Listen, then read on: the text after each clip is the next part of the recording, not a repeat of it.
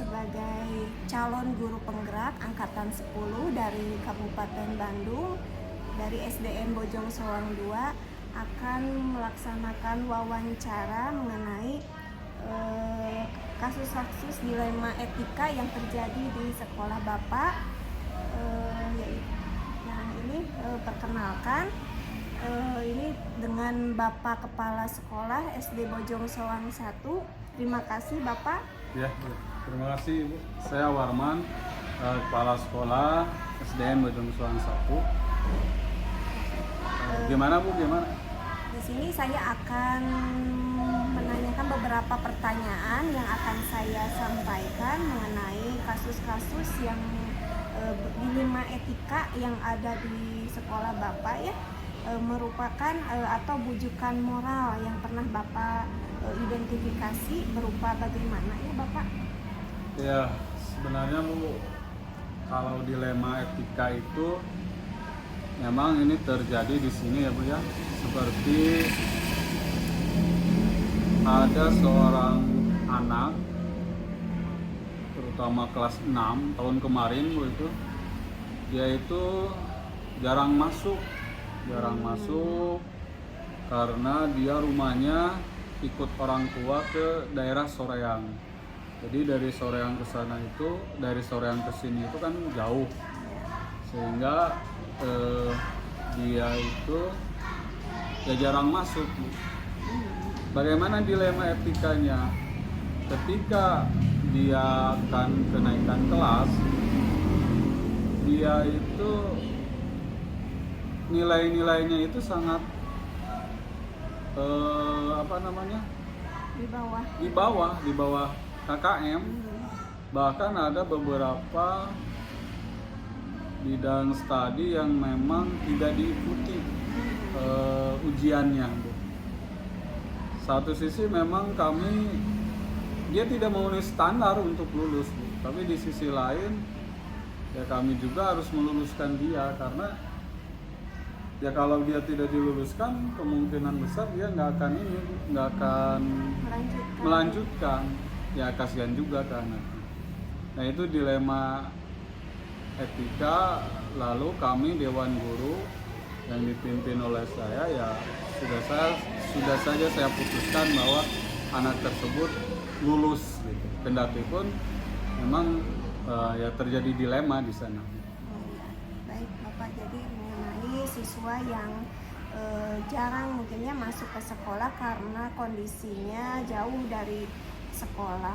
Nah, bagaimana menjalankan pengambilan keputusan di sekolah mengenai kasus tersebut untuk kepentingan yang sama-sama benar atau sama-sama mengandungkan nilai kebajikan? Ya, pertama dirapatkan Bu. Pertama saya mendapat laporan dari guru kelasnya bahwa anak tersebut itu jarang masuk. Kemudian kami merapatkan. Setelah kami rapatkan, saya panggil orang tuanya. Kenapa dia jarang masuk? Dan alasannya memang ya masuk akal. Dan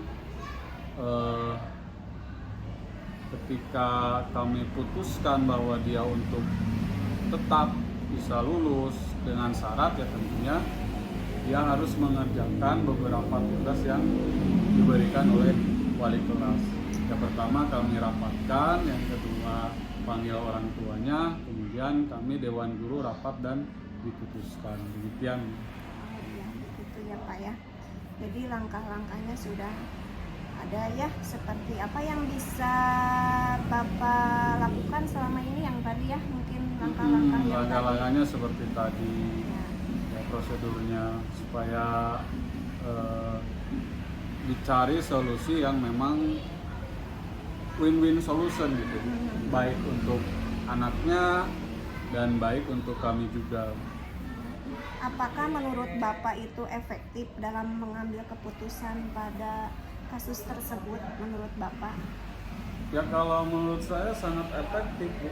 Sangat efektif karena ya tadi bahwa terjadi win-win solution, artinya solusinya itu di tengah-tengah, Bu. Karena kalau memang kami saklek tidak diluluskan, ya akibatnya ke masa depan anak tersebut. Ya, merupakan itu ya tantangan mungkin ya dalam pengambilan keputusan mungkin ya di dilema etika itu ya. Nah, bagaimana kala atau jadwal tertentu dalam sebuah penyelesaian kasus dilema etika, apakah menyelesaikan di tempat atau memiliki sebuah jadwal untuk menyelesaikan? Ya kan kalau hal seperti tadi, Bu, kasuistis ya, Bu ya.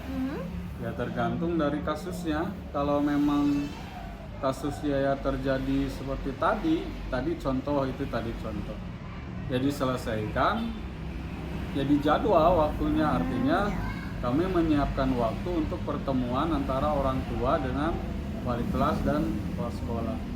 Tapi kalau memang dilema etikanya itu terjadi accidental, misalnya tiba-tiba terjadi, ya keputusannya ya accidental juga, ya diputuskan saat itu juga ketika terjadi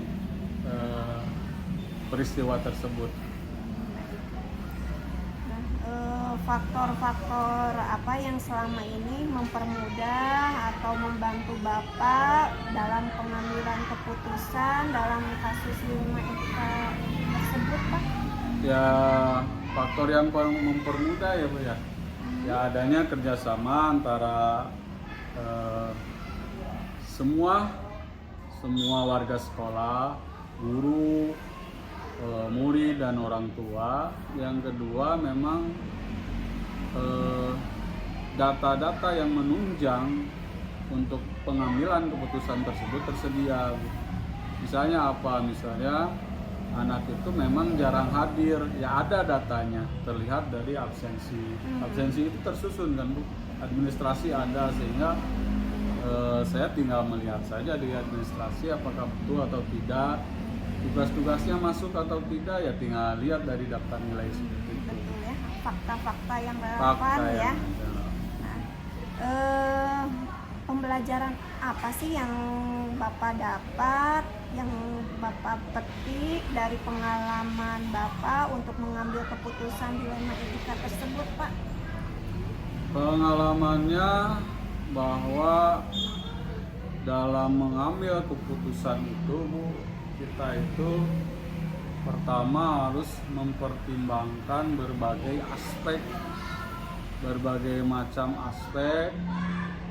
Tidak bisa kita memutuskan serta-merta, karena keputusan ini akan menyangkut masa depan seseorang. Jadi kita harus mempertimbangkan secara matang bagaimana keputusan itu dibuat. Yang pertama itu, yang kedua pengalaman ketika kami bekerja sama dengan orang tua dalam mengatasi masalah anak tersebut, sehingga keputusan kami itu benar-benar objektif seperti itu. Terima kasih Bapak atas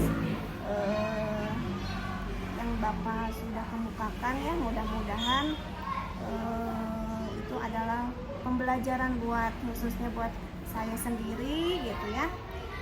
Dan juga Bapak terus menabur kebaikan mungkin ya Pak ya, untuk di sekolah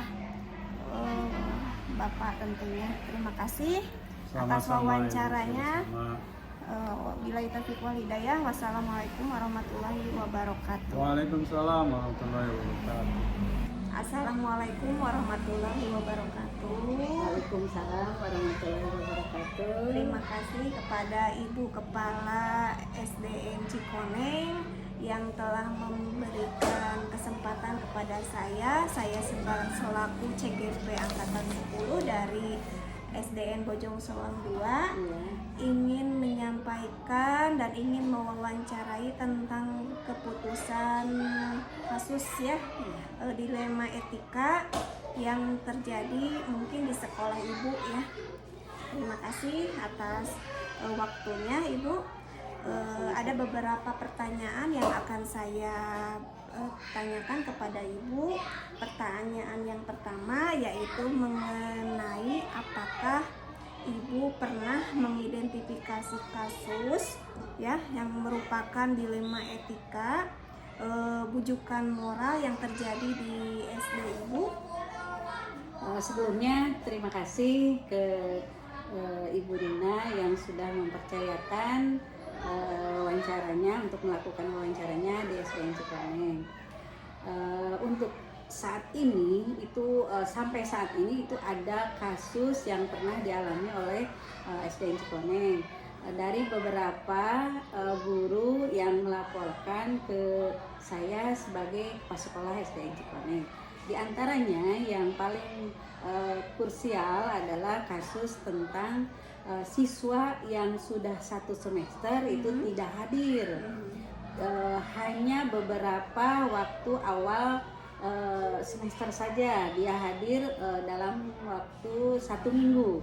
Setelah itu sama sekali tidak hadir.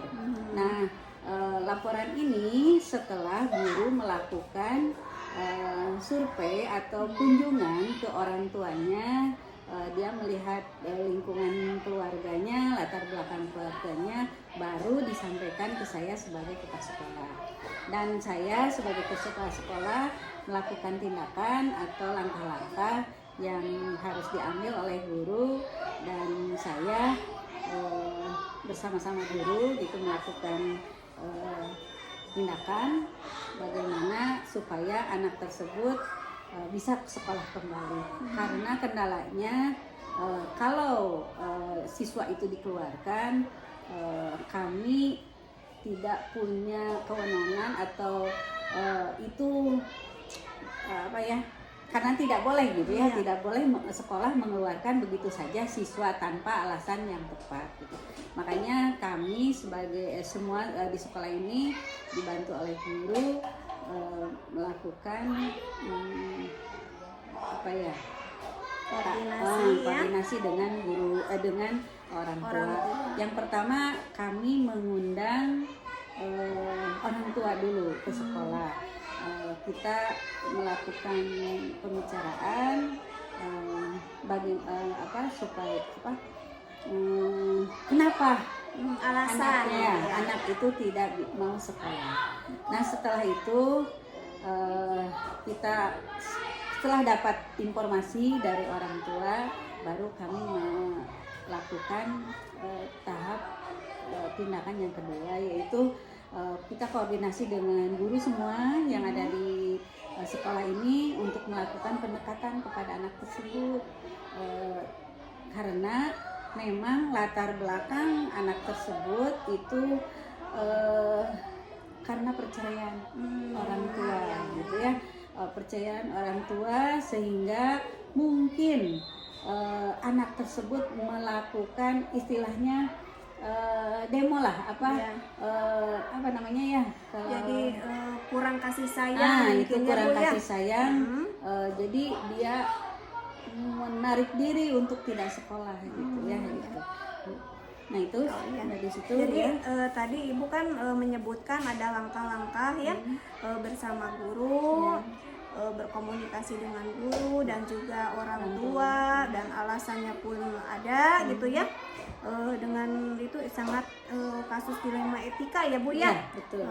Nah, apakah langkah yang Ibu capai itu sudah efektif? Alhamdulillah untuk sementara ini dengan melakukan pendekatan guru yang terdekat dengan lingkungan itu, kebetulan kami ada guru yang dekat dengan orang tua dengan anak tersebut, sehingga bisa mudah untuk melakukan pendekatan.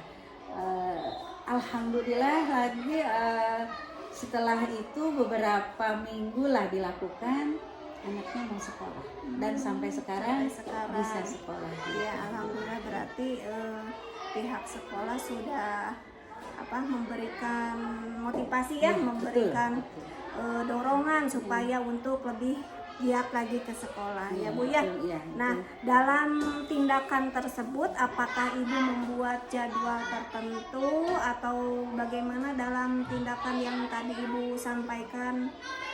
Misalnya menyelesaikan kasus itu atau sendirinya gitu kan? Enggak, pertama iya untuk melakukan jadwal tertentu kepada guru yang melakukan pendekatan tersebut di waktu-waktu senggang. Tetapi karena gurunya dekat, jadi guru itu melakukan ininya di waktu-waktu senggang rumahnya Oh, gitu iya, ya. iya. Jadi tidak difokuskan di waktu sekolah gitu. Jadi ketika sore hari gitu ya, ketika siang hari, ketika guru itu ada di rumah gitu ya. Gitu. Menurut Ibu ya, faktor-faktor apa yang mempermudah atau membantu Ibu dalam mengambil keputusan tersebut dalam kasus ini? Faktor-faktornya apa yang mempermudah sehingga bisa Koordinasi antara orang tua Ya, dengan harus ada pihak komunikasi. sekolah ya, komunikasi dengan orang tua, istilahnya laporan secara terbuka Ya. apa yang menjadi masalahnya, itu yang kami mudah gitu untuk menanganinya gitu. Oh, iya, iya. Nah, tadi kan Ibu sudah ya menyampaikan, alhamdulillah sudah kembali lagi ke semula ya, anak sudah semangat lagi ke sekolah, tidak ada tidak ada kendala lagi gitu ya. Nah, apa sih yang dipetik dari pembelajaran ini sehingga Ibu dapat mengambil keputusan dilema etika ini menjadi baik gitu kan? Hikmahnya? Iya, hikmahnya itu kasus itu menjadi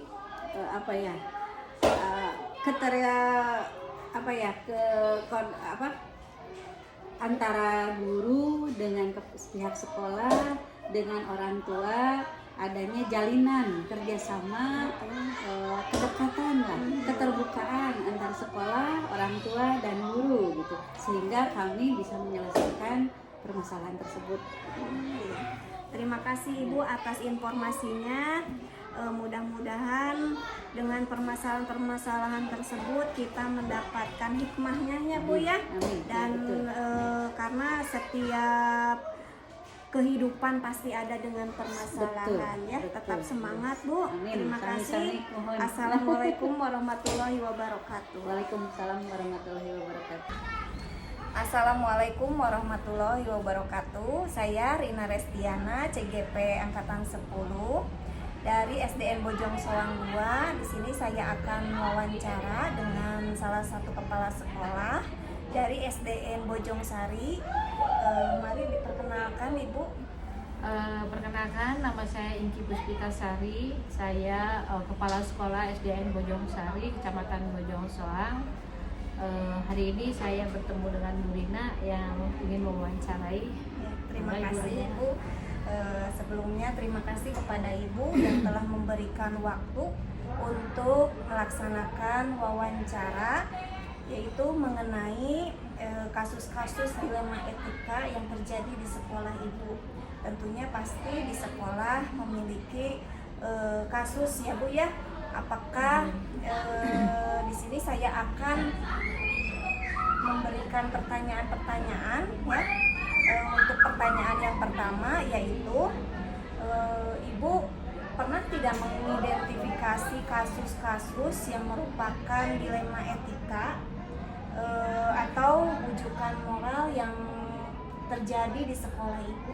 Ini khususnya untuk guru atau siswa? Ya. Untuk guru. Kalau untuk guru pernah terjadi di sekolah saya, di mana guru tersebut telat masuk, mengajarnya kurang baik. Pernah saya identifikasi seperti itu kasusnya. Mungkin mengenai itu ya, tentang waktu ya, tidak tepat waktu ya. Nah, untuk menjalankan atau pengambilan keputusan yang Ibu yang ibu putuskan atau mengambil keputusan ya dengan kasus-kasus di mana guru tersebut tidak datang terlambat ya, yang tadi ibu sudah ceritakan. Nah, untuk kepentingan yang sama-sama benar atau sama-sama mengandung nilai-nilai kebajikan, nah bagaimana ibu cara mengambil keputusan tersebut? Saya menerapkan 3 kali panggilan gitu ya, teguran lah. Teguran pertama secara lisan, itu saya memanggil secara empat mata, bicara dengan gurunya, apa yang menjadi penyebab dia telat datang ke sekolah atau meninggalkan sekolah belum waktunya pulang. Nah, akhirnya dia dari sana saya ngobrol, kami membuat kesepakatan dengan guru tersebut apa yang bisa diperbaiki dari beliau untuk menjadi pegangan saya lah sebagai kepala sekolah, agar bisa memperbaiki lanjut ke 2 dan ketiganya seperti itu. Oh iya, jadi langkah-langkahnya itu yaitu dipanggil tentunya ya guru tersebut. Nah itu tadi menanyakan alasan dan juga membuat kesepakatan ya dengan guru-guru. Itu berarti langkah-langkahnya ya yang ibu sudah lakukan. Nah, apa menurut ibu, apakah langkah-langkah tersebut itu sudah efektif? Sejauh permasalahan yang sudah terjadi di sekolah saya, untuk sampai kedua kali panggilan itu, pertama mungkin belum ada efeknya terlalu terlihat gitu. Untuk ada terlihat untuk